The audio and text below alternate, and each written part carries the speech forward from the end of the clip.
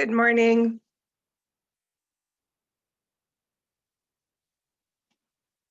There you are. You're on mute. Hey, Laura, how are you doing? Good. How are you? Good, good. I hope I admit everybody.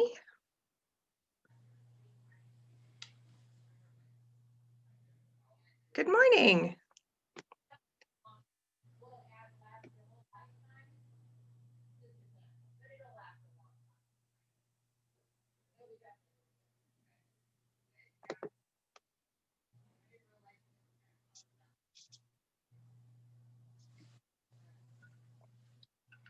How's the baby, Matt? He's doing awesome. Smiles all the time. So laughs all the time. So yeah, he's awesome. That's wonderful. Do you have a teenager yet? Monday. Monday? I knew she had to be getting close, so. Yep.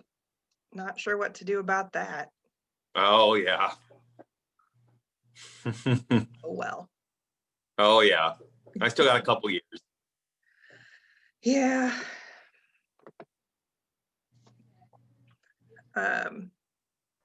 She's a good kid, but Yeah. definitely a sassy teenager. Oh yeah. Well, she's a teenager. They're supposed to be. I guess. Probably apologize to my mother at this point.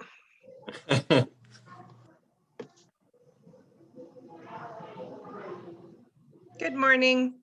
Oh, sorry, I was on mute. I think it just is automatically muting everyone as they come in, and then we have to unmute. Not a problem.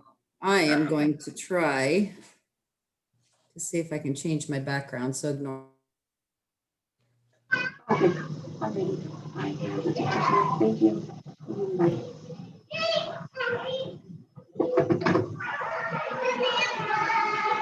Becky, you may actually have to mute yours.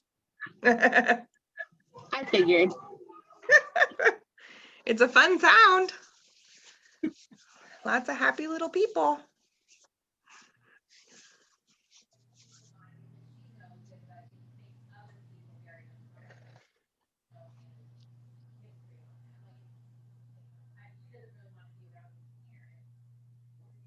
And Trish, thank you for the email and sorry for the confusion. I did not realize there were two Zoom meetings going on, one Tuesday, one Thursday for different topics. So.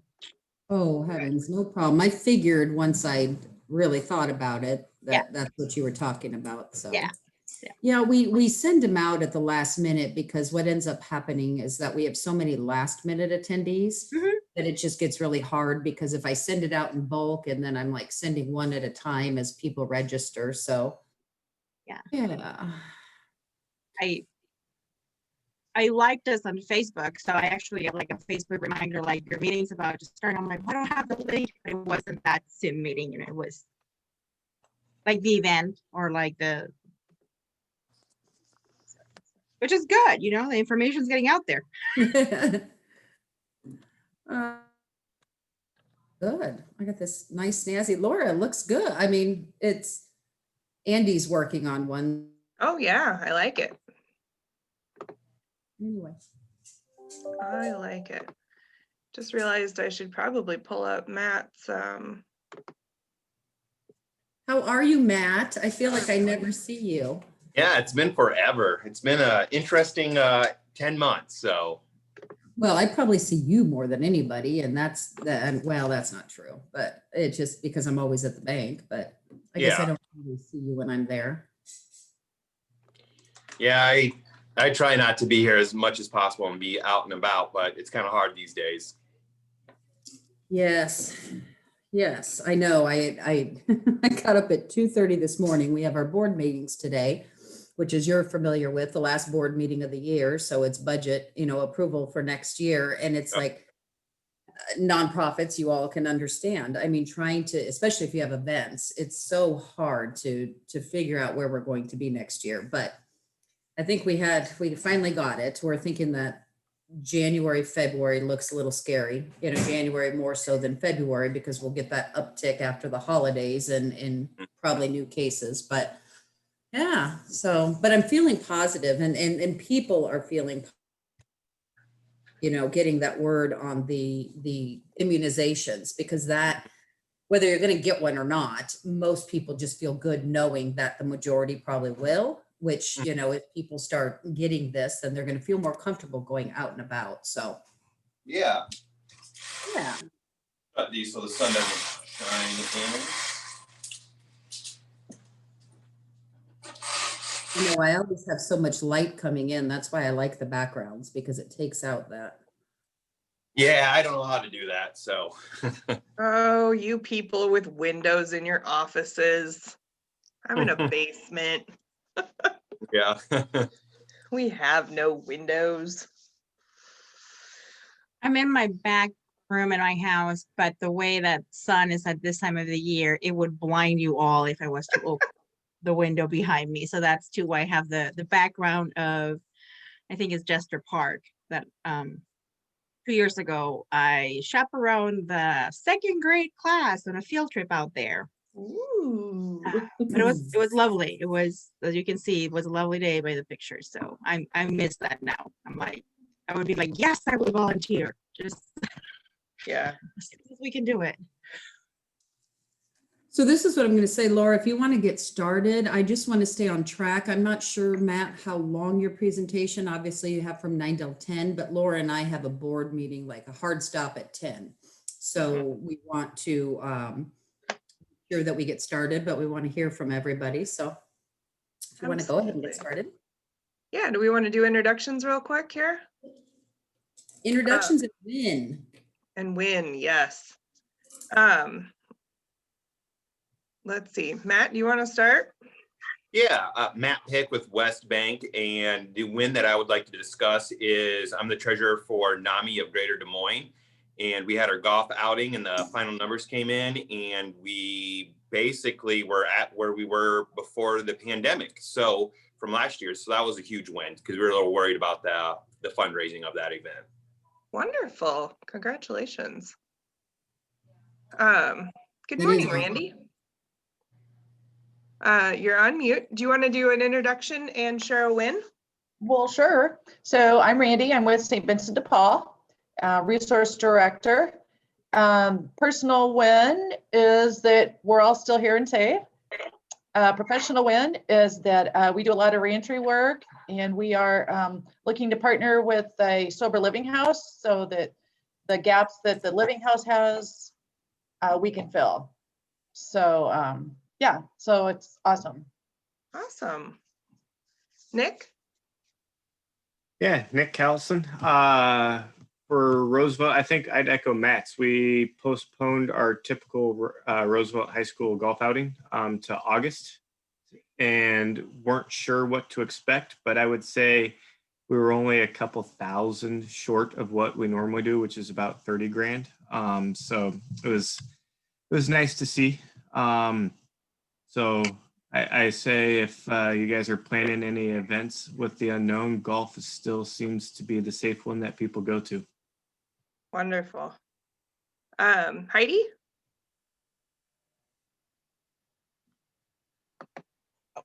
Heidi Kroll, community hand up.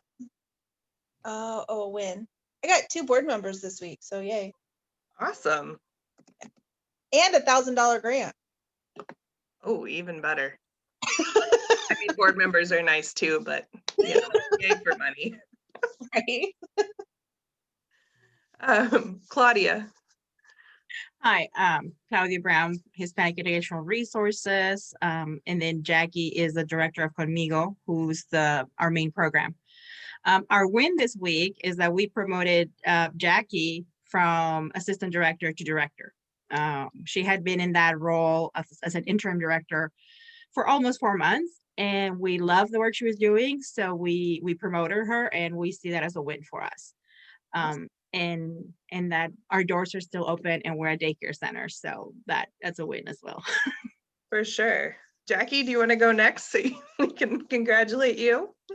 I second that, and yeah, I'm now the director of Conmigo, and I'm pretty happy about that. So yeah.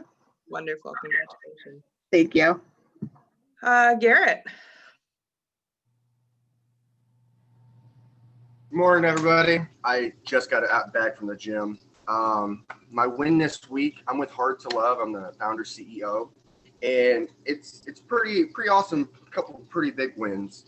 One, we're now in talks with partnering with Salvation Army Recovery, YMCA, or the supportive housing, a housing unit that houses 100 men, another housing unit that houses 6 companies or six houses, men and women.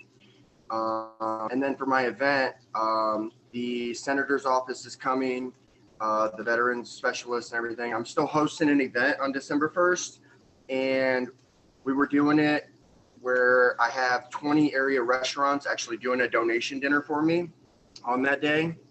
And they're still doing it. They're giving 10 to 50% of the profits that day.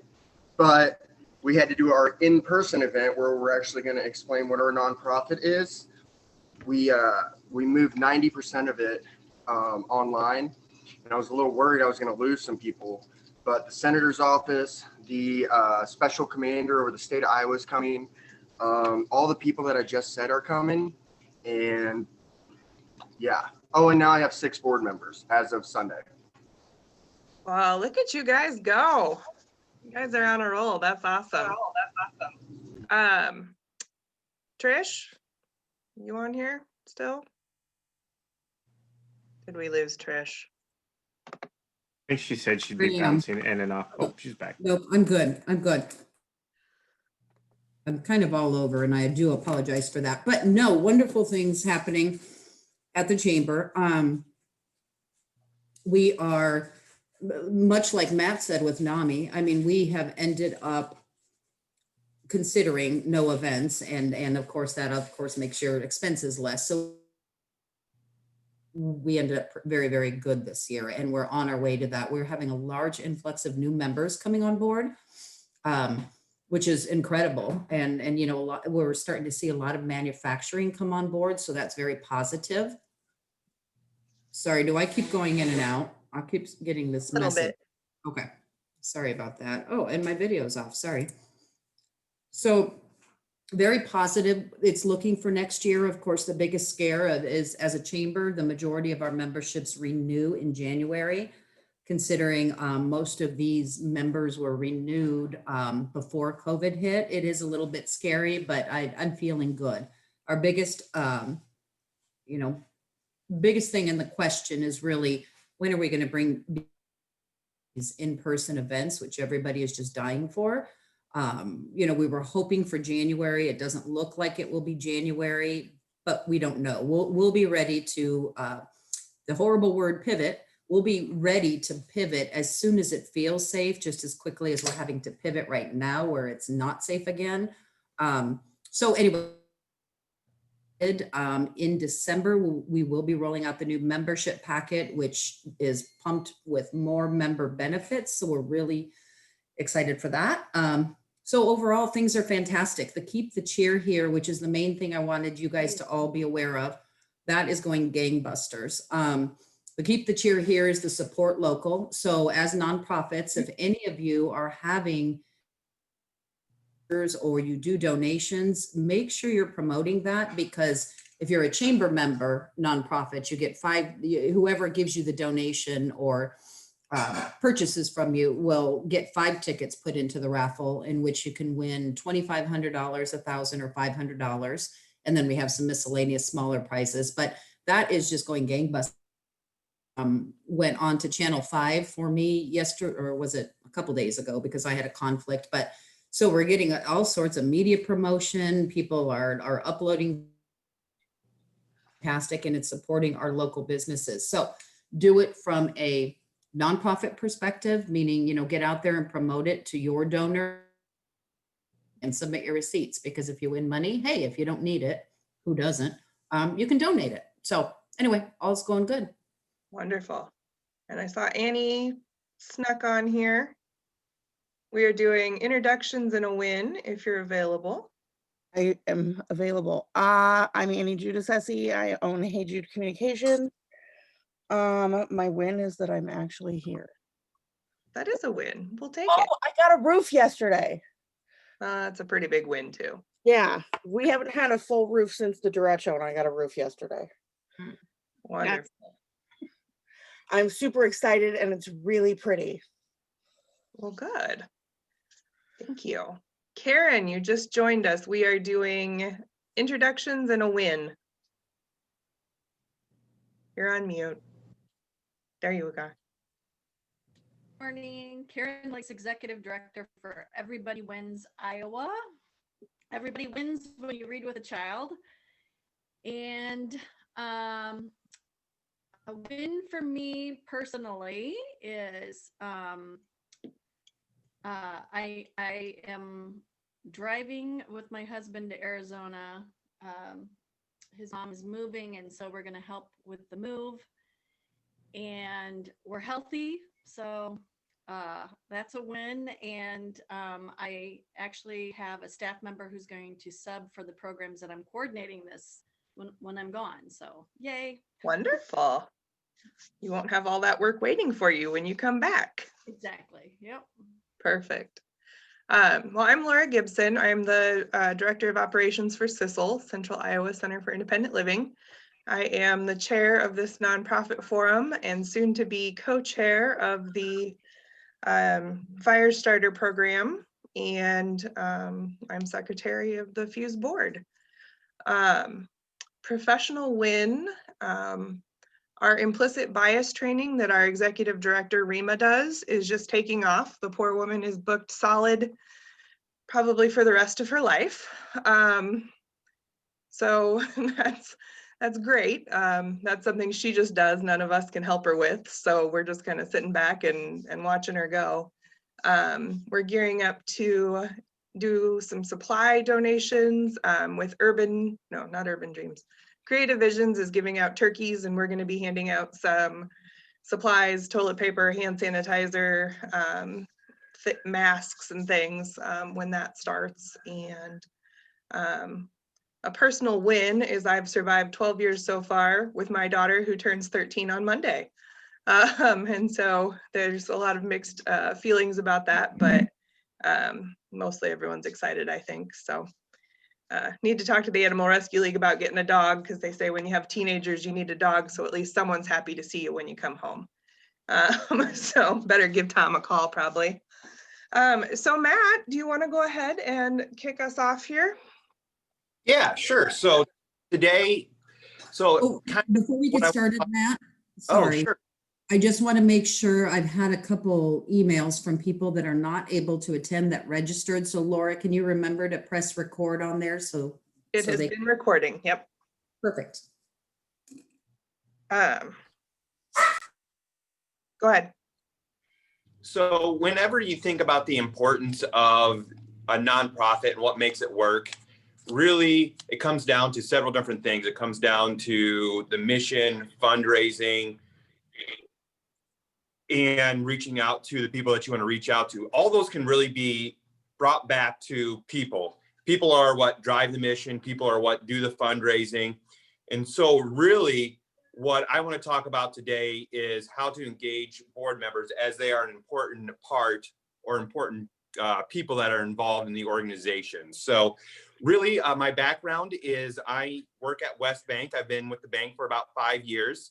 I'm very blessed that West Bank allows me to be involved in the community as I am. So through that support from my employer, I have served on 6 nonprofit boards in the last 5 years. One of them was the Past Chair of FuseDSM, and I'm currently the treasurer for the Friends of Southwest 9 and NAMI of Greater Des Moines. And I've been part of nonprofits that have a budget of very hundreds of dollars, even thousands of dollars, all the way up to hundred thousands of dollars.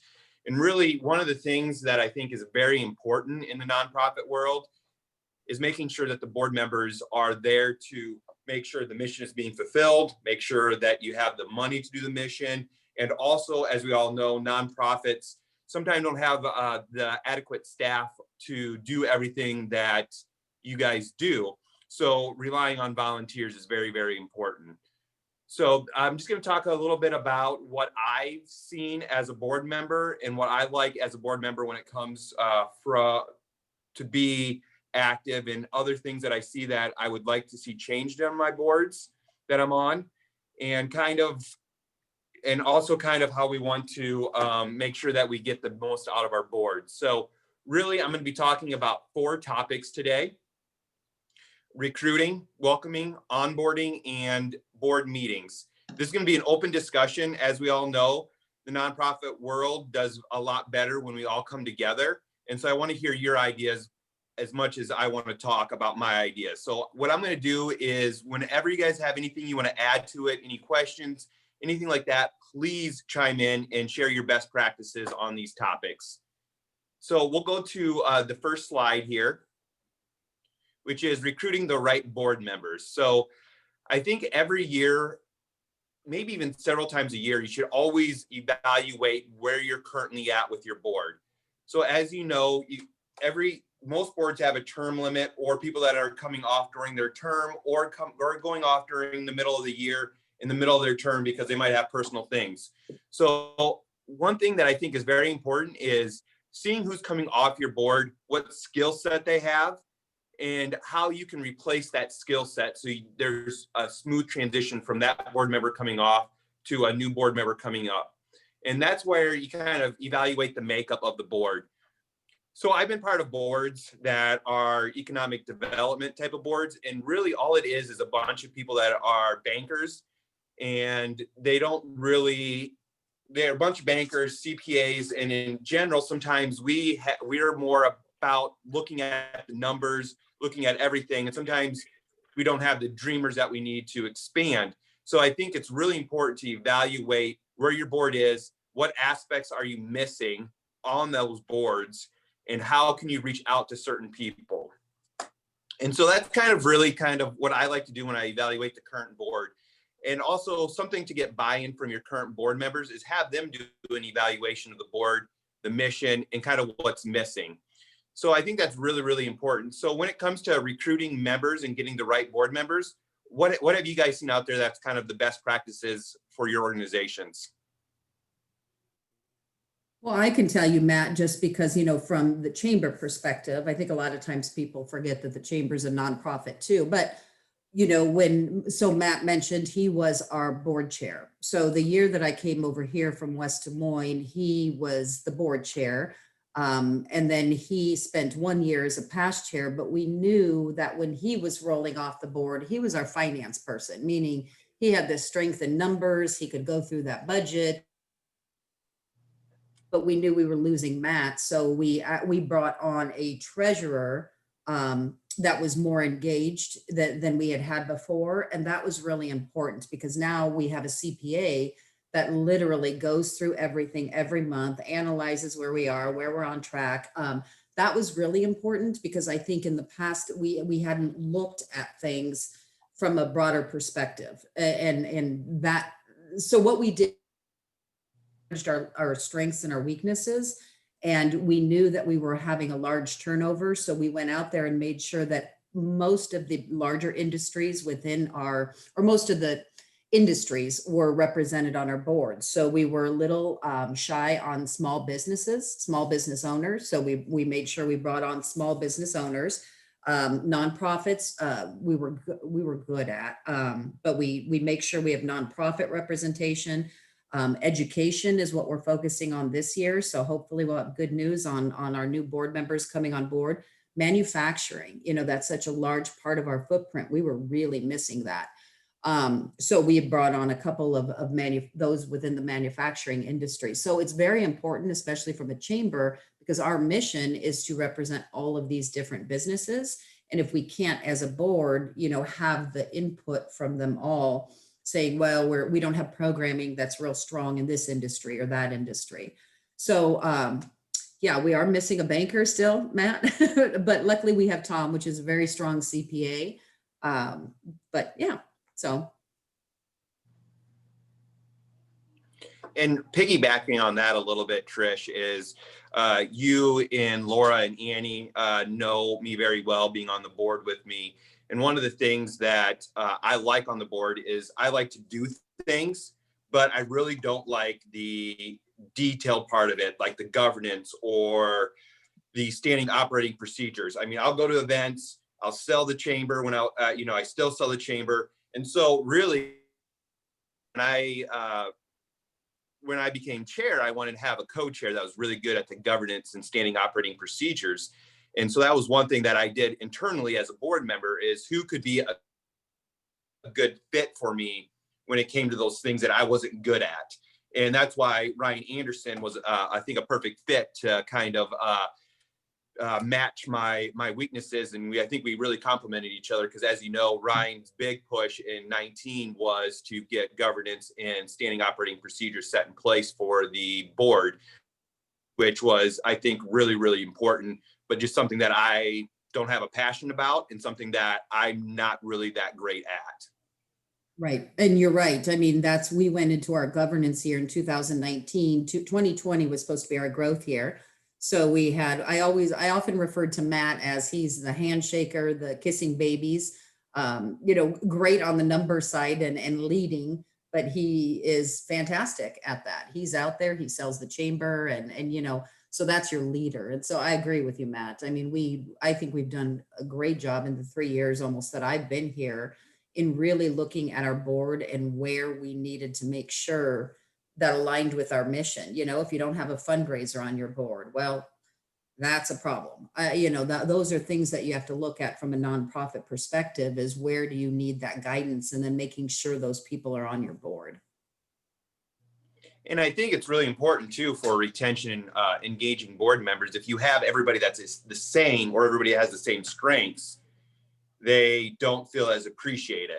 So when I was on the Fuse board, I'd like to be the one that would be out there shaking hands and not doing the governance. But if we had everybody out there that liked to shake the hands, basically, I think there'd be too many chiefs there'd be too many leaders on that area, and we would all kind of overshadow each other. So I think it's really important to kind of get a very, very diversity of skills when it comes to your board, because it also makes all the board members feel more, have more buy-in, because they are really contributing 100% on this topic, and they're contributing more on this topic that they're good at, instead of everybody trying to contribute the exact same area on the board. So,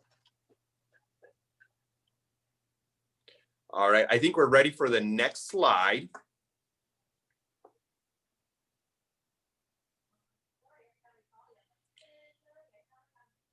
So I think when you kind of do the evaluation, I think the next step is reaching out to people that you think are going to be a perfect fit or a close fit to what you need in the board.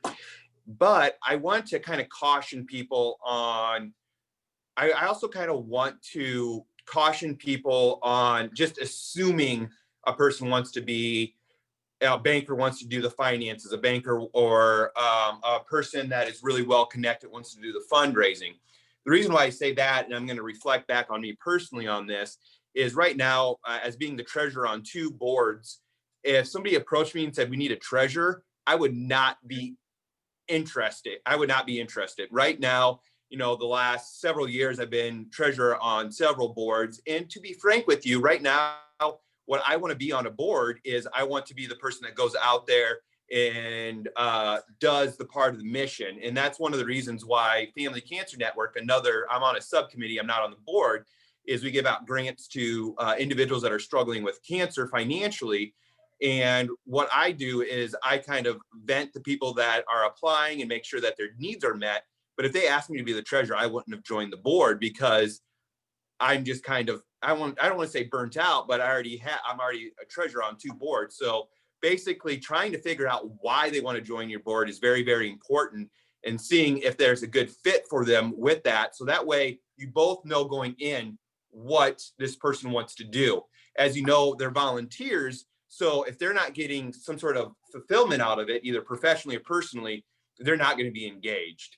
So I just kind of want to make sure that when you do evaluate your board, you're very cautious when you go out and meet with people, so you can understand what's their why for the organization, and if that is a good fit. Another thing too is a lot of times people join a board and there might not be governance or standing operating procedures that are strong. So they don't really have so you really don't have a clear expectation for the board. I think in any organization, nonprofit or for-profit, employees or board members or volunteers, you need to be clear on kind of what you are expecting from them. It does a couple things. It kind of lets them know what their roles are very important. It's also going to let them know right off the bat if they can meet those expectations. As we all know, we do have some board members that occasionally aren't able to meet those expectations. And it's really not their fault, because joining the board, they didn't know what those expectations were. And when they do find out those expectations, they either become disengaged because they can't do it, or they fall off the board. So I think being clear up front, this is what our expectations of our board members are. I think that's very, very important. That's probably one of the most important things, to be upfront and kind of what you want from the board.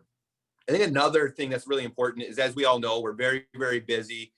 Board members are volunteers. This isn't their job. They have families. They have a bunch of other things going on in their life.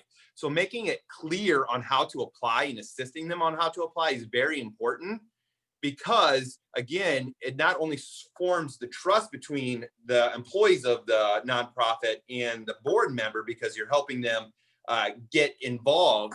I think it's also important to realize that it shows a respect of time for that board member. So clear directions on how to apply and how to move forward with the next steps on getting approved to be on the board. I think another very important thing too is, again, like I said, I think another thing that's very, very important is to make them feel appreciated. I think, so as like I said before, this is very, I mean, these people are volunteering because out of time from work, family, and all that stuff. And so one thing you need to realize is you need to make sure that they know how welcome they feel into the organization. And so I'm a big fan, and I think I have it in a slide later, as I'm a big fan of handwritten notes to board members. I think that's a lost art. And I think handwriting notes is a great way to show appreciation, giving shout outs, a lot of people join boards to grow their networks, so introductions, but kind of everybody feels appreciated in a different way. So that's kind of going to be a struggle, but kind of figuring out how that person wants to be showed they're appreciated. Because one thing that we all have in common is we want to feel important and that we're part of something special.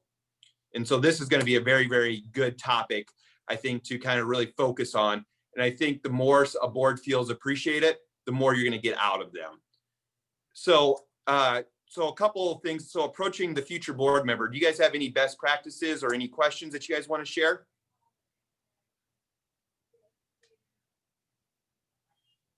Matt, we did approach a young board member.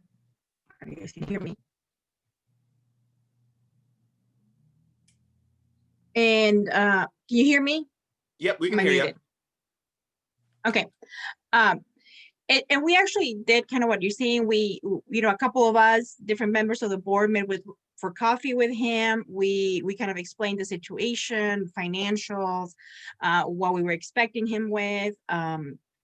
He was paralegal, so we were saying, oh, that's great. We do have some things you can help with in that department with research or things like that, to make sure that we were offering him something that was his interest and his strong point.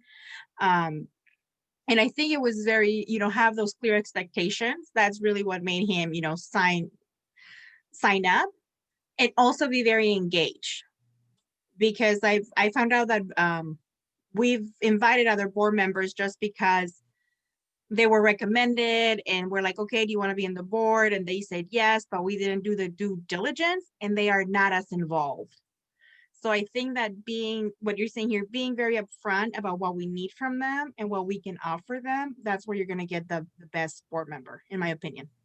Yeah, I totally agree. I think really, if you're not upfront on why they want to be part of the board and there's not clear expectations, then you really can't fault them for not being engaged. That's kind of really going to be on, the leaders of the board and the leaders of the organization. So. Hi guys. So, I'm very new to this. I think I've stated it every time. But as I was building my board, I had probably 10 other people that I brought in that I kind of put them through an application, not really an application, but I let them know what we were about. And my thing with developing it was, what's your vision for Hard to Love? What do you think? What do you see it growing to, or what do you here for? Because like you said, Matt, you don't want to be the treasurer. My finance guy, Kyle, he, as much as he is good with finances and offering some CPAs and stuff, he wants to be out there shaking hands and kissing babies, setting up the events. He wants to be front and center. And that was the difference. Is I didn't tell them what I wanted them to do at first. I have the list of what I need done, and I made sure to express what this list is. And then as we were going through, I had board members being like, I can complete this task. I can do this task. And that's how I engaged them. And then, they've been getting back to me over the last, just in this week, all of them completed a couple things that we had on the agenda. Anyways, and I know I'm new to this, but that was what I did. I think that's a great strategy. I mean, just because someone's a finance person or someone is a salesperson doesn't mean that's what they want to do when they volunteer. Sometimes volunteering is a good break for them. And I think that's a great strategy. It's a nice way to give them ownership as well, to let them take responsibility for what they wanted to get done.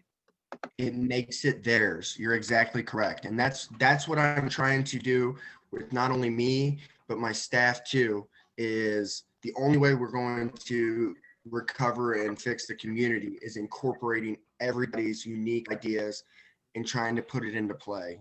And anyways.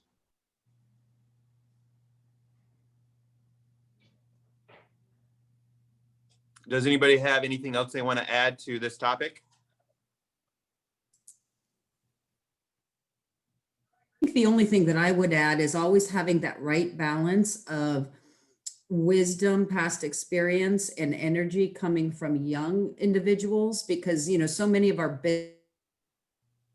they're hiring, you need to join a board, get involved in the community and do things like that. So sometimes some experience that I've had in the past, not necessarily at Fuse, is that these companies will send, their younger people in, and they would just want to resume build, which they need to have that right balance, because a lot of times those younger generations, they don't know how or what to do on a board. So they need that guidance, have the experience and the wisdom of sitting on a board and what that mission is. So you always want to make, I think, that where it's tipping one way or the other, where, the benefit of our younger generations and new to the workforce is that they have so much energy, guide them in what to do. That becomes the energetic side of your board. And then you've got the wisdom side that, well, no, we can't do that. Let's step back. So I just think that's important, because I have seen boards out there that are very skewed. They're either very young and there's not a lot of experience on them, or they don't have that energy. So. Yeah, I think that's a good topic. And I believe that's going to be on another slide coming up, as a mentor program. So the more seasoned board members or people that are more familiar with being on boards or how nonprofit works, or just the mission in general, can kind of help the newer people to the board kind of tread the water, if that makes sense. So any other things for this topic?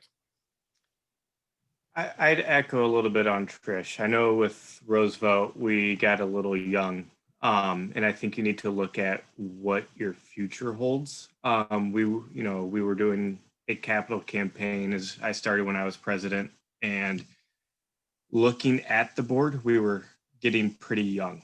And when you're going to ask people for $1 million, things like that, they may not want to hear from that 27-year-old or, whatever would have been leaders going forward.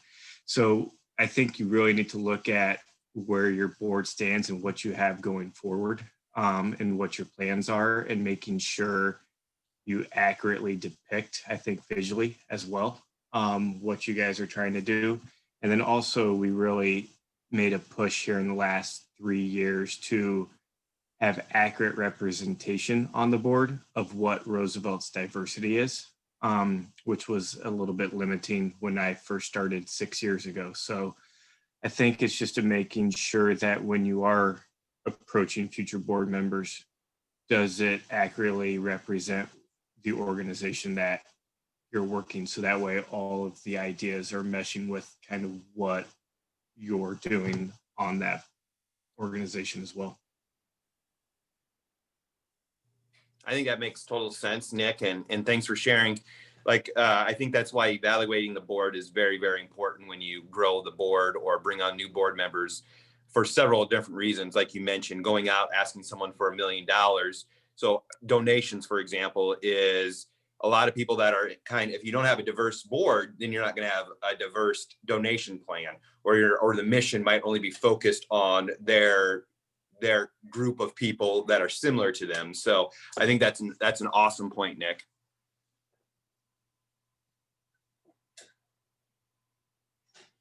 All right, any other discussion on this topic? All right, Laura, I think we can go to the next slide. So making them feel welcomed. I know we kind of discussed this on the last one, but I really think that this is extremely, extremely important for the reasons I said before. We're all the board members are all volunteers. They are doing it because mainly because they want to do the mission, or they want to build the resume, or whatever reason they want to be in it. They're doing it because they chose to be there, and they don't really need to be there. So I think, making them feel welcome is going to be huge. And so I think really, I talked about, if you're going to be the first conversations, I'm a big person of in-person meetings. So letting them know that they're part of the board, that they got approved for the board, that should be a phone call, not an email or an in-person meeting. First of all, it's going to be exciting news for them. You're not going to get the excitement from them or from yourself about how excited you are for them to be part of that through an email.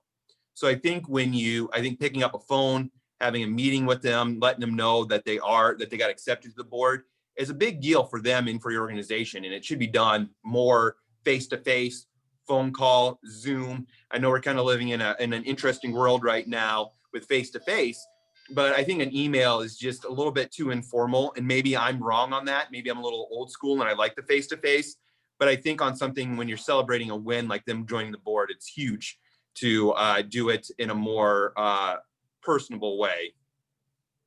Another thing I brought up is handwritten notes. I just think writing a note to your board members every once in a while, if they got a huge donation, they did a great impact for one of the events, or they had a great idea, I think that's huge. I think it not only shows that you appreciate them, but it also shows you respect them and you took the time to show how much you care for them.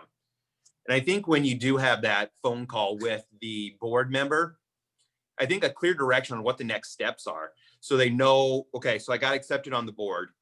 If you haven't had the conversations about which you probably should have, about what is the next steps, how to get involved, all that should be, again, I'm a big fan of communication, clear expectations, clear directions, making it easy for them to get involved, because again, that's going to just make everything more productive and not waste time. And it's also going to show respect for them. Anything you guys do in particular to make your new board members or current board members feel welcome? No, we pretty much do. I will reiterate what you said about the handwritten notes. That is considering my age, you'd think that is something that I would do. And I do it, but not nearly as often as I should. I'm a big email because it's quick, it's easy. I'm all over the place. And that's actually something that I've just had notes, FuseDSM notes made, or we're having them printed, because that is something that I think, I agree with you, Matt, that's huge. And people have forgotten, but every time we open that up, mail is, and this is from a marketing thing, but mail is coming back. So when you think about that from a marketing perspective, those handwritten notes are really, really important. So. I know I've done it in the past. We've done, pending obviously when new board members are coming in, every place is a little different on that, but we do, like with Roosevelt, for instance, we do one mass kind of start in September, so we know when people are coming on and off with our fiscal year, but we'll do like a backyard barbecue kickoff at one of the board members' houses to invite new board members over. I mean, obviously, the executive committee usually pays for it out of their own pocket, but it's a good way to mingle and get to know each other more on a personal level throughout the board versus just seeing each other on that monthly board meeting. That's just basically let's crunch numbers and projects and then move on. So I know that's helped with some of the camaraderie within the board itself, is to have that like annual backyard barbecue kickoff, if you will. Yeah, I like that idea. It's a great idea. One thing that I want to add, Matt, where you say like recognize people for when they do a good job, you know, make sure that they know and they feel appreciated. I think that in boards, sometimes we kind of, you know, we have the doers and we have the dreamers, right? and some people end up doing a share of a lot of the work. And we sometimes tend to expect that of them. So when they go out and they bring another $1,000, we're like, well, yeah, they always bring $1,000. They still need to know we appreciate them. And I think that that's maybe where we need to, you know, back to that balance of making sure that we appreciate the ideas and we appreciate the work, and we let everybody know that their contributions to the board are equally important. So I think that, you know, that point of the handwritten note and the clear direction and then the appreciation, I think that will go retaining and hopefully attracting new members. Yeah, I totally agree. Any other items on this slide that you guys want to discuss?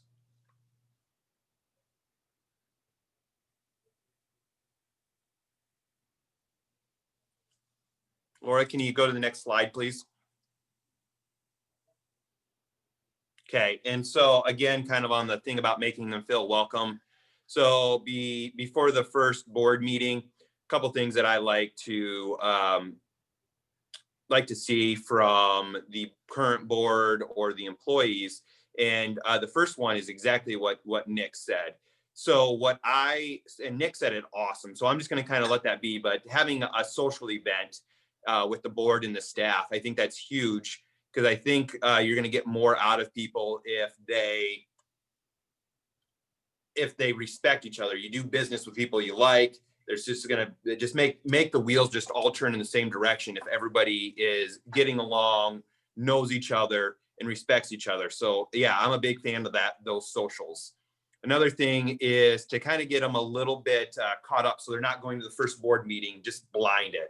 So a couple ways that I suggest doing that is giving background on the current and past board meetings, so they can jump into the board meeting and kind of know where the board is wanting to go, where the board has been, and what the vision of the organization is. And also, as a people person and somebody who likes to meet people, and that's one of the reasons why I join boards, is giving bios of staff and the rest of the board members. That way it's an easy conversation starter with that person. You kind of know everybody's background, you kind of know where you would fit with people. And so I think going into that is going to be huge, to kind of let them being on the board without, just basically getting a smooth transition from not being a board member to a board member. So anything you guys want to discuss on these points here? No, Matt, I really like that. You know, we went to a formal onboarding this year, I should say. We had our first one and it was fantastic. And our entire board went through it, new or not.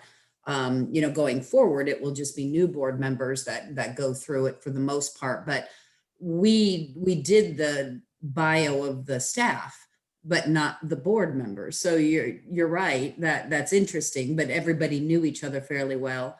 But yeah, I like that as far as the bios. It is, and especially your executive board. Not that the others are not important, but that those executive board members, your chair, your vice chair. So yeah, I really like that. I would also echo, I mean, so we do kind of that board update and it's live on the website, but I also recommend just making sure that you distribute and it's always up to date and accurate, just the contact of each individual board member. I know I've been on a couple board members that you're like, okay, what's Jane's email or cell phone? How do I get a hold of her? And you can't track it down anywhere. So I think, you know, as a board, you want to be connected. So making sure that everyone has access to emails, phones, things like that, to where you can at least reach out quickly versus trying to track down somebody. Yeah, that's a good point.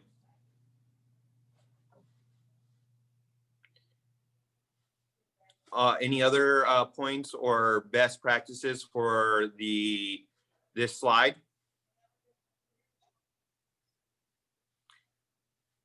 All right, Laura, can you go to the next slide, please? So Trish, thank you for a great segue about onboarding new board members. I think this is really important, kind of like I mentioned before, is it lets somebody know, first of all, the clear expectations, what you're wanting from the board member, and it also allows them to be somewhat caught up with what's going on the board. So a couple things that I like to see when I'm part of an onboarding for a board is history of the organization. So that way we kind of know where we've been, where we're at, where we want to be at. And that way you can the new board member can contribute right away to the vision and where you want to go with the organization. I think a formal board member's position description and expectations, I think is going to be very important for them to review and sign, because then it's just another way to give those clear expectations. What are the expectations that the other board members and the staff have for them? Conflict of interest, I think that's very, very important to go over. One thing is we all have lives outside of the nonprofit that we're a board of, and sometimes we can let our self-interest get involved. So just kind of letting them know kind of what your conflict of interest looks like. And then just a normal board member agreement, that might have, and that can be picked back on the board position description and expectations, but just being upfront during this onboarding item and kind of making sure during this onboarding that board member can contribute right away. If you don't get buy-in from them right away, you're probably going to lose them on engaging or even possibly just getting off the board. So I think onboarding is a very important thing for board members. Any other items you want to talk about onboarding? I do have another slide about best practices. So let's go to the next slide and talk about the best practices that I've seen on onboarding, and then we can just talk about onboarding in general after that. So best practices is consider a mentor program for new board members. Again, this way, if they get lost or they're not sure kind of discussions that have been done in the past, that mentor can fill them in. They can also tell them kind of where the board is going, what the organization is doing. And it also just makes them feel like part of a team. So I think having a mentor program is a very good idea, because it allows them to, again, jump off at the first meeting, or if they get lost, that they have somebody to reach out to. So if they lost, confused, or have questions, that it doesn't make them unengaged. They have somebody that they can go to as their point person to get them the information they need to keep moving forward. I think another best practice during the onboarding is to give a list of all future board meetings. So that way they can plan in advance. That way you're going to be able to hit quorums. You're going to be able to actually have more people there. So I know some boards that I've been on have been very loose on this, where you don't know when the next board meeting is until a week before, and you really don't have anybody that shows up, because we all have lives. The board members have lives outside the nonprofit. I think another thing for best practices is kind of going on a little bit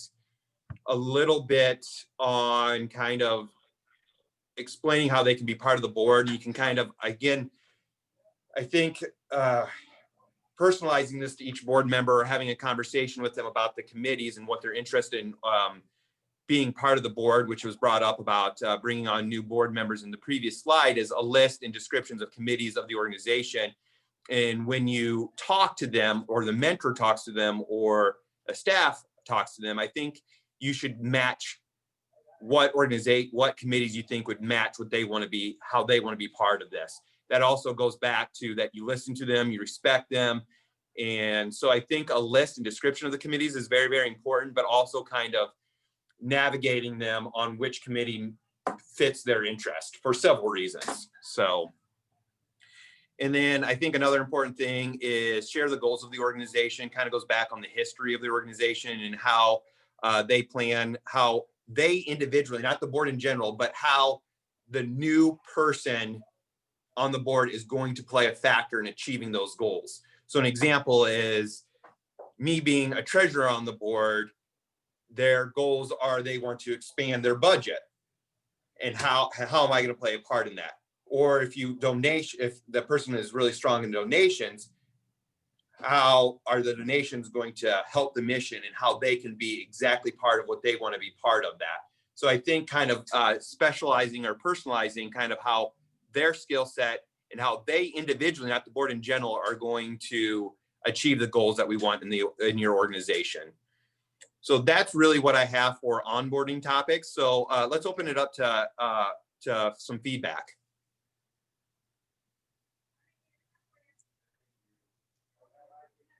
I think those are all very good points.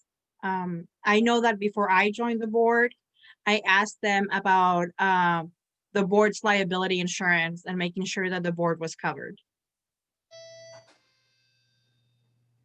So, yeah, I think that's extremely important. And I think that is something that a lot of new board members or younger board members do not know about DO, director and officer liability insurance. And I think that's something you need to make sure you have in place if you don't. I think that also shows respect for the board members, and more importantly, it's just the right thing to do. So yeah, I love that point. I also have always appreciated keeping the things at the same time, or, you know, on a certain day of the month. It's always the third Tuesday or whatever, and just knowing ahead of time when I'm going to need to be there. Yeah, I think that's huge. I think I think you're going to get a lot more engagement by doing that, because they know exactly when things are going to happen. So so the board members can schedule their other life around those meetings. Yeah, I agree. Same time, same bat place, you know, for board meetings. And I also recommend it for executive committee meetings too, for those executive board members, where if your board meets on the second Monday of every month, then the executive committee maybe meets the Wednesday right before that. And just, it's so much easier for people to know the exact date throughout the 12-month calendar. So that way they schedule around it and you're not trying to orchestrate a calendar.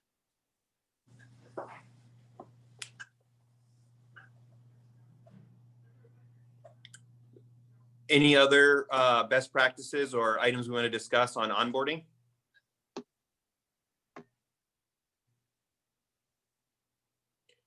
All right, Laura, if you want to go to the next slide, this is going to be the last topic that I have in my presentation, and that's going to be the actual board meetings.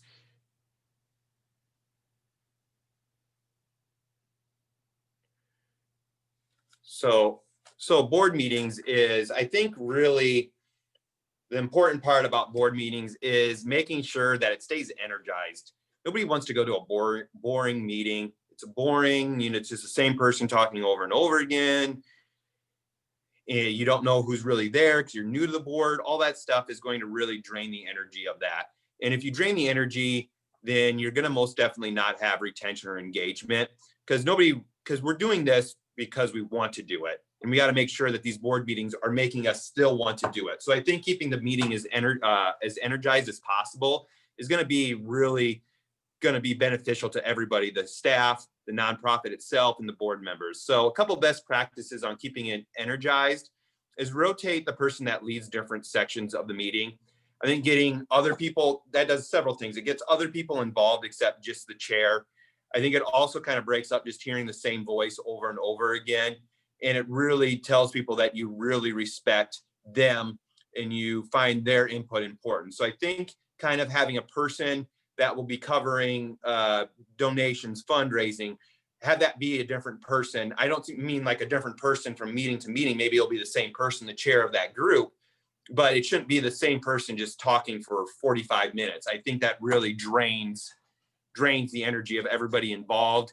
And I really think people have a attention span of a couple minutes to, not a couple minutes, but they have an attention span. And I think changing it to another person allows them to re-engage with that attention span. I think another thing too is, so especially in this climate when we're not seeing people face to face, it's very easy to lose names, forget names. And so really kind of, I'm a big person of using people's names.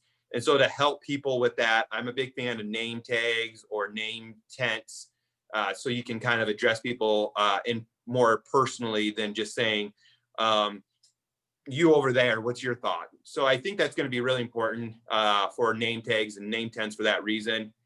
I think one of the major things on the next two points are very similar, but keeping the board on track, because we want to respect the board members' time. So really what I mean by that is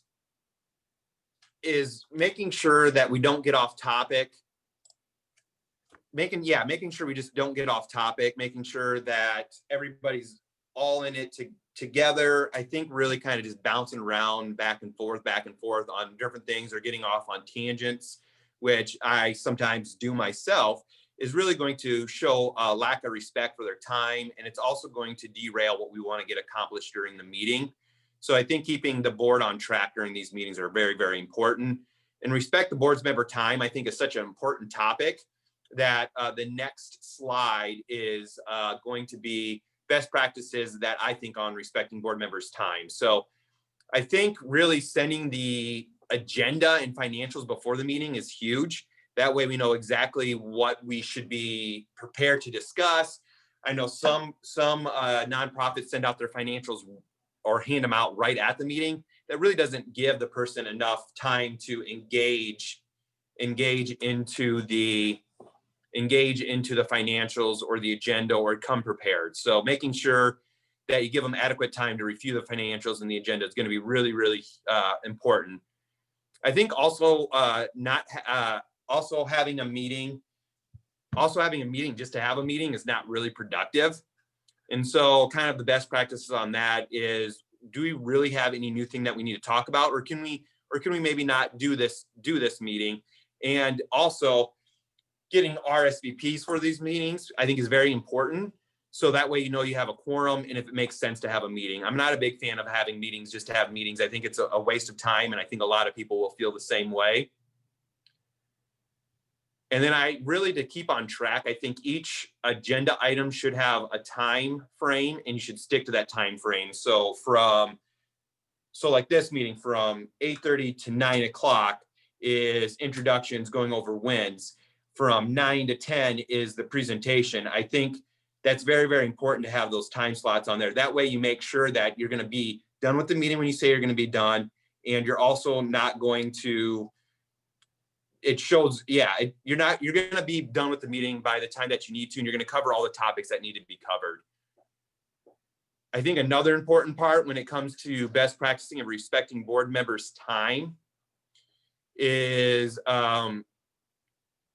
basically documenting decisions that are made in the past. One of the things that I think can kind of drain the energy is going over the same topic over and over and over again because it wasn't properly documented, even though the decision was already made. And then I also think that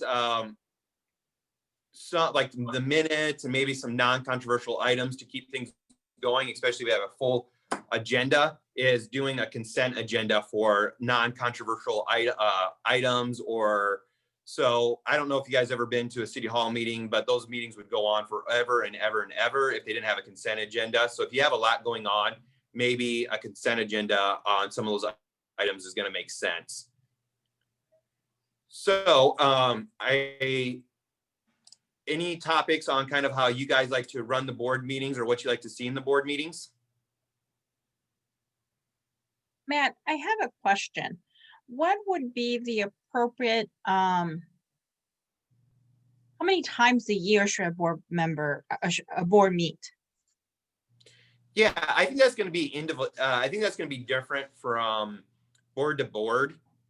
So I think you want to make sure that when you are having a meeting, that you guys are actually having conversations that's addressed towards the mission, governance, and health of the organization. And if you see yourself going over the same thing over and over again, or the meetings being very, very short, it's a good time to evaluate if maybe you can go to, if it's, if it's twice a month, maybe going to a month, or if it's monthly, maybe going every other month. And I'm a big fan that the board meetings are going to be mainly for reporting and updating, and the behind the work should be done on these subcommittees, and the subcommittee should be reporting at these board meetings. So I think it's going to be different from nonprofit to nonprofit. I think really on these board meetings is going to be really just to keep everybody what's going on, make any major decisions. And I think really the meetings that should happen more frequently are the subcommittee meetings, in my opinion, when it comes to board meetings in general. I don't know if that really answered your question or not. Yeah, thank you. In our particular non-for-profit, we meet every other month. We always meet the third Monday, always at the same time. And we still have maybe 2 or 3 board members that will not be able to make it, even though they had 2 months in advance. And we send the agenda out a week in advance, along with the financials. And we still have people kind of at the last minute saying, can you send the agenda again? So it's some education that I think we have to do. And then maybe we do need to meet more frequently than a 2-hour meeting every 2 months. Maybe we can have an hour meeting once a month. Yeah. Claudia, and sorry, what I will tell you is the chamber, we do that as well. Our full board meets every other month because it's written into our bylaws that our executive board, which are the officer positions, they can make the day-to-day decisions on anything that I can't as the president and CEO. So our executive board meets every month, but then our full board meets every other month. And that's, again, so it's not that our full board is just reporting. I mean, it is, but then there's also that discussion because we want them to be involved. We don't want them to feel like they're just there to be there. But as far as what you said, I got to tell you, with all the craziness of COVID, I've always sent that agenda out a week before, but like last night I was sending it out at 8:00 at night because, we had extra things to do with our last board meeting. But I got to tell you, I had less people contact me and ask me for the agenda or financials again than I did previously. Because when I put them out a week in advance, that's exactly what would happen. So, it's a toss up on what's a good way to do it. But I had to laugh about that because it never fails. I have 3 to 4 people. Hey, can you send that again? When I had sent it the week before, but so far, nah, not a single person. Yeah, I think just like with anything in life, it's a balancing act on how often to meet. You don't want to meet too often because then you're going to be just meeting to meet. You don't want to meet not enough because if you don't meet enough, then you're going to have a lot of lull time sometimes between board members where they become disengaged. So you want to keep them energized throughout the whole entire term of their organization. So just like anything else, and every nonprofit is going to be different in my opinion. I have a nonprofit that I'm part of that does Thanksgiving meals. And so there's really not a need to meet until a couple months before Thanksgiving. And so we meet quite regularly while we get geared up for the Thanksgiving meals, but we don't meet a lot during that other time. And so finding kind of that happy medium, just like with anything in life, is going to be very, very important. And kind of getting a feel on when to send out the agenda and all that stuff. So sometimes what I like to do, what I've seen before and what I like is you send out the agenda a week before, and then you do either the day before, kind of just a confirmation about the meeting and include the agenda on there. That way, those people that either lost the email or misplaced the agenda or was like, oh, I'll look at this next week because the meeting's next week, they get another reminder plus the agenda. So I think that's kind of maybe best practices for that agenda thing that we talked about. So kind of maybe sending it out twice during a confirmation follow-up the day before.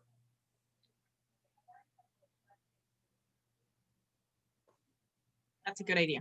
Thank you.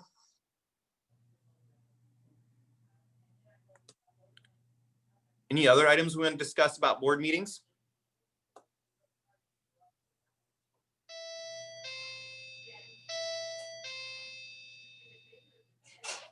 Well, that is the last thing that I have to share when it comes to engaging and retention board members. And so I just want to, first of all, just see if anybody has any questions or anything that they just want to discuss in general about nonprofit board members, or just anything in general that anybody wants to bring up or have any questions.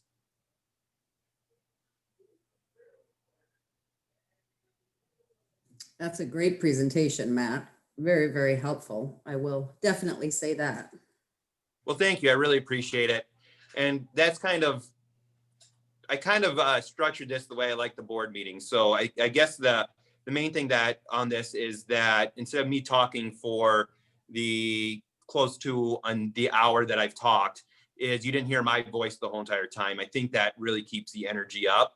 And hopefully you guys feel the same way that I did, that this was a good energized meeting. Because I really do think that's a very important aspect of keeping people engaged. Absolutely, I agree. And just so that everybody is aware, so of course, this is our last nonprofit meeting of the year. We don't typically meet in December.